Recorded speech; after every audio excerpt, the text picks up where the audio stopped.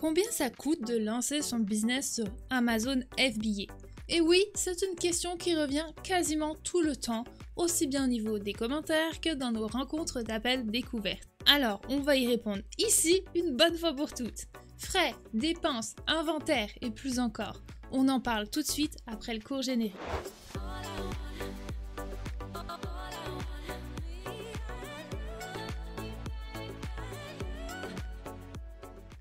Sur la chaîne, nous nous concentrons sur la stratégie de Private Label sur Amazon, car c'est celle qui est la plus efficace selon moi afin de vous bâtir un réel business profitable. Donc, c'est-à-dire dans le but de vendre vos produits sous votre propre marque. C'est une excellente façon de créer une entreprise de commerce électronique prospère sans avoir à concevoir un produit à partir de zéro. Alors, c'est avec cette stratégie que nous allons parler de votre budget de lancement. Nous allons prendre les frais essentiels au démarrage, vos fonds de roulement de votre business et on prendra également en compte vos petites dépenses. Petit aparté avant de commencer, j'ai décidé de vous refaire une nouvelle vidéo à ce sujet car bien sûr sur Amazon FBA ça évolue, mais moi aussi. Effectivement, la vidéo présente sur la chaîne commençait à dater. Finalement, on a tellement évolué depuis le début de la chaîne qu'on n'a pas eu le choix de refaire celle-ci. En tout cas, c'est pas mal la saison où tout le monde commence à effectuer des recherches sur Amazon FBA. Alors, afin de bien savoir comment commencer et connaître le budget nécessaire pour vous lancer, écoutez bien jusqu'à la fin de cette vidéo. Alors, je vais te donner une perspective réaliste de ce que cela peut coûter. Par contre, note que ce budget sera totalement adaptable selon ton cas, tes projets et ta façon d'entreprendre. Il y a beaucoup d'éléments qui peuvent varier. Par exemple, le nombre d'unités en inventaire acheté ou son prix d'achat. Effectivement, imagine que tu sources un produit à 20 centimes ou un produit à 15 $. Cela ne sera pas la même chose. Mais allons-y avec un budget général et le plus commun pour commencer.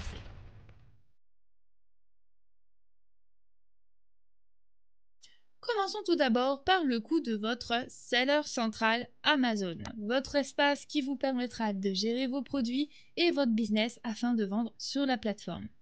Vous pouvez avoir accès à deux plans, le plan professionnel et le plan individuel.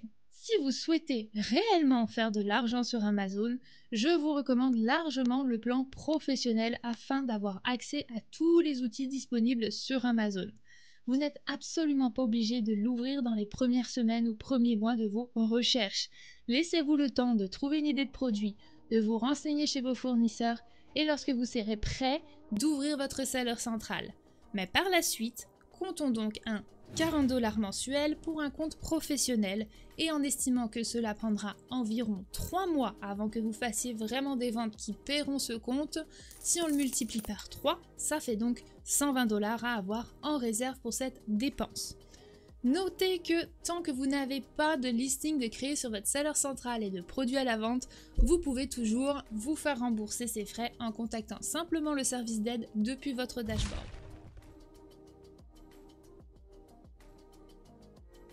Passons maintenant sur le frais suivant, un logiciel de recherche de produits pour trouver votre idée parfaite et qui vous aidera aussi dans la création, optimisation de listing, recherche de mots-clés, etc.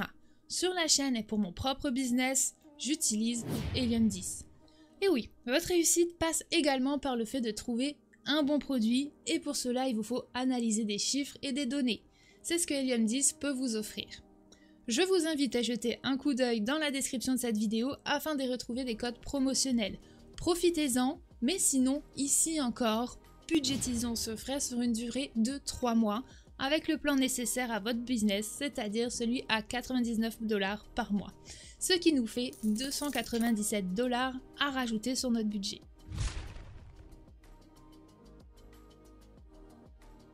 Alors, maintenant, frais suivant. Maintenant que vous avez votre produit, il faudra penser à déposer une marque. Et oui, vu qu'on va faire du private label, c'est un frais sur lequel on ne peut pas passer. Il va falloir la déposer dans l'office de propriété intellectuelle de votre pays. Donc, ce que je vous conseille, c'est vraiment de passer par une firme d'agents de propriété intellectuelle pour que votre marque soit correctement enregistrée. Alors pourquoi? Tout simplement pour éviter les erreurs que tu pourrais faire en le déposant par toi-même. Certes, ça coûte moins cher, mais dans un autre sens, on ne veut pas faire d'erreur. Ok? Donc une fois que c'est enregistré à l'agence officielle de ton pays, tu obtiendras un numéro de dépôt en fait. Et avec ce numéro-là, tu auras donc accès à l'enregistrement au Brand Registry d'Amazon, donc enregistrer ta marque sur Amazon. Alors attention, certains coachs ou youtubeurs vous disent de commencer sans marque, mais c'est vraiment pas ce que je recommande. Faites attention, vous manquerez de beaucoup d'outils du seller central afin de vous faire voir sur Amazon, tout simplement, des outils marketing. Donc on s'entend que la compétition reste là sur Amazon. Vous voulez avoir accès à tous ces outils-là pour vous faire voir. Visibilité égale vente. Pas de visibilité égale pas de vente. Donc tout ça, ça passe par les outils que Amazon vous fournit au sein même du seller central. Ensuite, si vous faites du générique, vous allez vous retrouver face aux Chinois. Et par rapport à ça, je vous invite à vous référer à l'une de mes vidéos que je vais vous mettre quelque part par ici. Ensuite, vous n'êtes pas protégé sur votre listing. Donc, quand vous avez une marque enregistrée sur Amazon, vous pouvez être le seul vendeur sur votre listing et ne pas avoir d'autres personnes qui viennent se coller, des squatteurs. Si vous faites du générique, vous aurez potentiellement du monde en fait qui va venir se mettre sur votre fiche produit et vous voler la vedette. Donc autrement dit, vous volez la buy box. Ça, j'ai déjà entendu des histoires d'horreur là-dessus, ok? Donc finalement, des personnes qui se lancent en générique, le produit commence à cartonner, ça fait du chiffre d'affaires, ça attire du monde à côté. On vient se mettre bien sûr sur votre fiche produit et là, vous perdez tous vos investissements. Donc c'est vraiment pas une bonne idée aujourd'hui en 2024, ok? Pour revenir à nos moutons, déposons une marque et enregistrons-nous au Brand Registry d'Amazon. Donc ici, on va compter une moyenne de 800 $ avec les services d'un agent qui le fera pour vous et avec vous.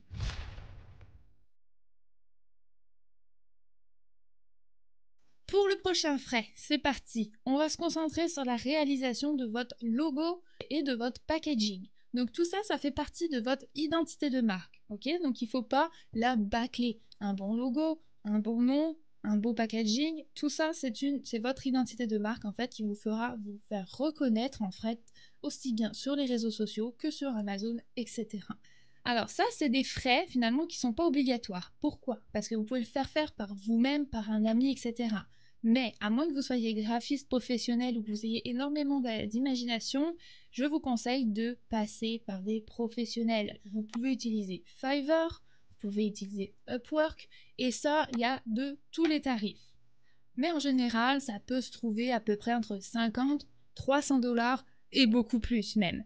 Donc ici, finalement, je vais le compter quand même dans le budget parce que je pense que c'est important et que c'est quand même, je pense, une dépense à mettre quelque part. Donc on va mettre un 100 $ car il y a déjà de belles choses à ce prix-là.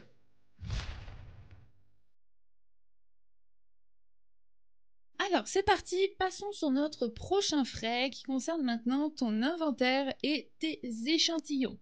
Donc, le meilleur moyen pour toi de sourcer tes produits, ça sera Alibaba.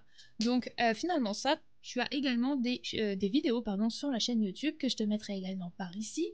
Mais partons sur ton inventaire si tu commences sur Amazon avec un inventaire de 500 unités.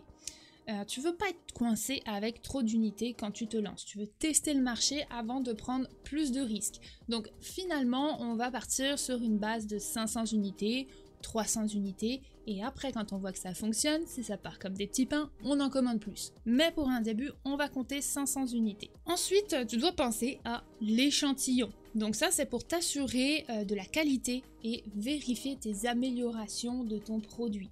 Donc bien sûr, pour se démarquer sur Amazon en private label, nous devons améliorer notre produit.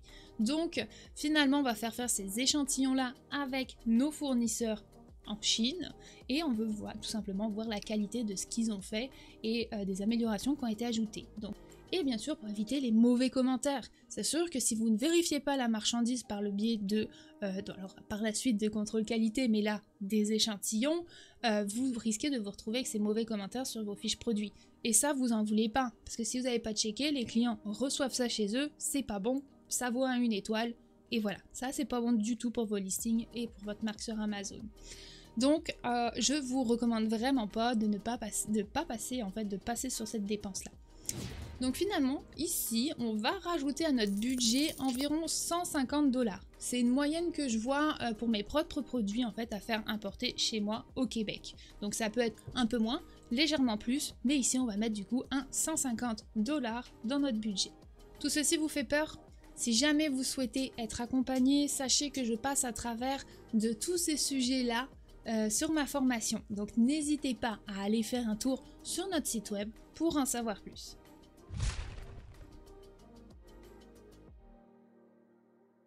Allez, avant de passer sur le coût réel de votre capital de départ pour ainsi récapituler un petit peu le tout, nous allons nous concentrer sur un autre frais.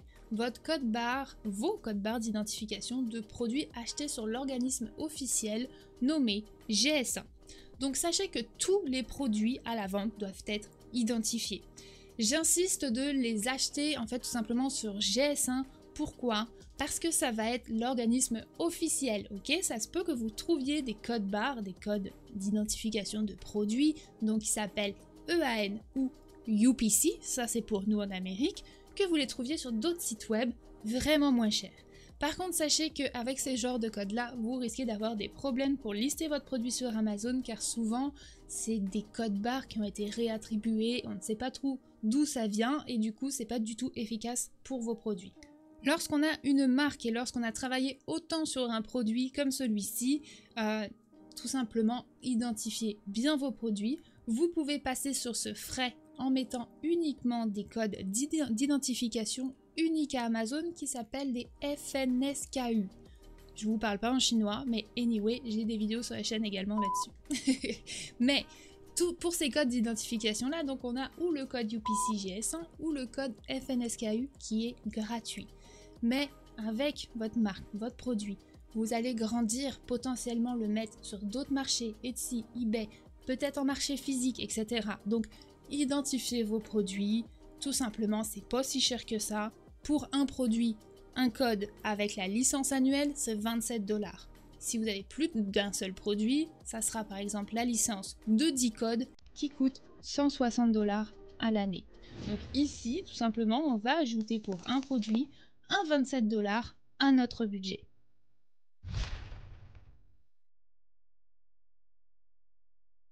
Allez, un dernier coût qui lui va être optionnel, c'est-à-dire la réalisation de vos images de listing Amazon, la rédaction optimisée de celui-ci et la prise de photos professionnelles. Vous pouvez très bien apprendre à les faire par vous-même, utiliser Canva pour faire des montages, ou peu importe. Tout ceci, ça va être gratuit. Tout ce que je vous demande finalement, c'est d'avoir un rendu professionnel. C'est votre image de marque qui va apparaître ici sur ces photos-là. Donc si vous avez un bon smartphone, c'est top. Aujourd'hui, on peut avoir vraiment des belles photos. Sinon, de passer par un service de photographie professionnelle. Mais potentiellement, pour un premier produit, avec vos téléphones, un bon fond blanc et de la lumière, normalement, ça doit être bien suffisant. Sinon, encore une fois, pensez à Fiverr ou à Upwork. Il y a plein de services dans ce genre-là. Et en tout cas, si vous voulez budgétiser, le faire vous-même, du coup, on va pas l'ajouter à notre budget aujourd'hui, mais je pensais quand même, voilà, c'était important de vous en parler. Et nous en sommes donc arrivés au point fatidique de cette vidéo, le moment que vous attendez certainement tous. Faisons les comptes. Pour ceci, basons-nous sur tous les frais énumérés, plus un produit choisi qui se revend aux alentours de 40 $ sur Amazon. Et oui, il est important de ne pas vous lancer avec un produit trop peu cher à la revente. Donc, comme je vous l'ai dit, premièrement, tout le monde veut trouver le petit produit pas cher. Donc, il y a en général beaucoup plus de compétition sur ce genre de produit. Ensuite, pour vous éviter la concurrence des petits produits pas chers vendus par les usines chinoises, parce que croyez-moi que ces vendeurs ont beaucoup plus de pouvoir de leur côté, aussi bien sur les prix que sur les inventaires. Et enfin, pour votre marge. Et oui, le plus important, si vous voulez faire de l'argent sur Amazon avec un prix de vente plus élevé, vous aurez le bras plus long pour vos futurs frais Amazon, publicité, marketing et commande de prochain inventaire. Donc reprenons. Un produit qui se vend environ 40 $. D'après mon expérience, ces produits s'achètent aux alentours de 10 $. Donc si on commande 500 unités, cela nous donnera un 5000 $. Maintenant, ajoutons les frais cités dans cette vidéo, ce qui nous donne un budget aux alentours de 6494 $.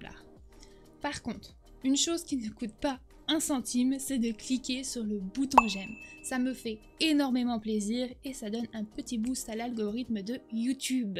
Alors, merci beaucoup à vous. Voilà, je le répète, mais adaptez-le à vos projets. Le budget changera en fonction des différents éléments cités sur cette vidéo. Maintenant, si tu veux partir avec 3000 $, libre à toi. Mais qu'est-ce que tu vas avoir pour 3000 $? À quelle vitesse vas-tu te partir sur Amazon? Veux-tu faire 50 000 $ de chiffre d'affaires ou 1000 pièces de chiffre d'affaires? Effectivement, note qu'avec un tout petit budget, tu auras un départ plus doux car tu commanderas probablement moins d'unités chez ton fournisseur. Mais rien n'est impossible. Vous pouvez très bien commencer avec un petit budget et augmenter au fur et à mesure vos budgets pour vos prochains produits et prochains inventaires. Si tu n'as pas le budget, profites-en pour t'informer, te former, chercher ton produit, etc. Ça, c'est gratuit et ça te permettra de partir avec toutes les connaissances lorsque tu auras pu économiser et réunir l'argent nécessaire pour te partir sur ton business Amazon FBA. Là-dessus, rejoignez-nous sur mon groupe Facebook AMZ FBA Destination Liberté Financière pour encore plus de tips, de soutien et pouvoir venir poser vos questions. Sinon, la zone commentaire est toujours là pour vous en dessous de cette vidéo. A bientôt à toute la communauté québécoise, française et tout simplement francophone du monde entier. On lâche rien. Ciao ciao!